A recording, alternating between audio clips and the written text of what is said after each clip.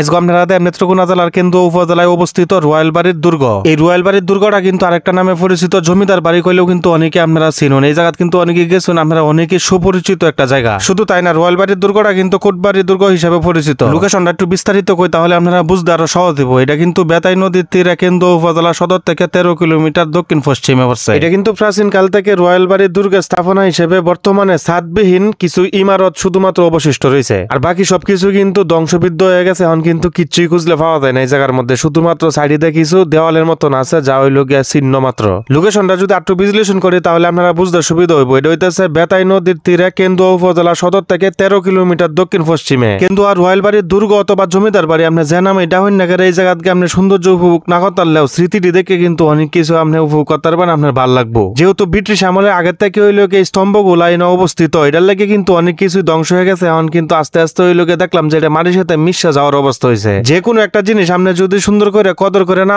হন তাহলে কিন্তু আসলে কোনো সময় ঠিক থাকে না, এটা কিন্তু আসলে মাটির সাথে ধ্বংস হয়ে যায়। এটা লাগে বাংলাদেশের সরকারের উচিত হইতেছে অনেক পুরাতন যে স্মৃতিময় জায়গাগুলো স্থানগুলো আছে, পর্যটক কেন্দ্র আছে, সবগুলো ওই লোকে সুন্দর করে সুরক্ষিত করা। প্রথম দেয়াতে ফ্ল্যাটটি দেখে কিন্তু আমি ওই লোকে নাড়াচাড়ার চেষ্টা করছিলাম। আমি ভাবছিলাম যে হাটকড়ির মতন হয়তো নরম, কিন্তু এটা বুঝতে হইব আগের দিনের মানুষ কিন্তু আসলে অনেক ব্রেন আছেন, তারা কিন্তু আসলে অনেক সুন্দর সুন্দর জিনিস অনেক শক্তিশালী ভাবে তৈরি করছে। শত শত বছর আগে কিন্তু এগুলা তৈরি করা হয়েছে। এখনো পর্যন্ত কিন্তু বর্তমানে আমরা যা তৈরি করি তার চেয়ে কিন্তু অনেক শক্তিশালী। ফ্ল্যাটটা আমাদের খেয়াল করে দেখুন আর একটা কাম যে করছে, কোন শাহজাহান আর মমতাজ দেখেন লিখে দিয়েছে A+S। ঠিক নিচে কিন্তু একটু লক্ষ্য করে দেখুন A+M ও কিন্তু দেওয়া আছে, মানে দুইটাই কিন্তু সাথে ইয়া আছে। ইয়া হইতেছে আমার নামের প্রথম অক্ষর। আচ্ছা, এই কামটা আপনারা খেলাবা করছেন কইতারি না, আমার নামের প্রথম অক্ষরটা দেওয়াটা ঠিক হয়েছে না? আমার নামের প্রথম অক্ষরটা লাগিয়ে দিয়েছেন। আচ্ছা, যার সাথে ওই লোকে পরের অক্ষরটা মিললে তো আপনারা অবশ্যই কমেন্ট সেকশনে কিন্তু লিখবেন। আচ্ছা, আরেকটা কথা, আপনারা রয়্যালবাড়ির দুর্গের মধ্যে খেলা গেছেন অবশ্যই কমেন্ট সেকশনে কিন্তু লিখে জানাইবেন। আর এই জায়গাটা আপনারা দেখতে কেমন লাগছে এটাও কিন্তু কমেন্ট সেকশনে লিখে জানাইবেন। দুঃখজনক তো হইব এটাই, যদি ইতিহাসের জায়গাগুলা ইতিহাসের স্থানগুলা যদি আমরা শুধুমাত্র বইয়ের পাতার মধ্যে পড়তে হয় আর বাস্তবে না দেখতারি তাহলে আসছে দুঃখজনক তো আর কিছু নাই। যুগের পর যুগ কিন্তু এই ভুলটাই কিন্তু হয়ে যাইতেছে। ইতিহাসের পাতার মধ্যে শুধুমাত্র আমরা পড়ে অনেক কিছু জানতারি, কিন্তু বাস্তবে খুঁজলে কিন্তু কিছুই পাই না, সবকিছু ধ্বংস হয়ে গেছে।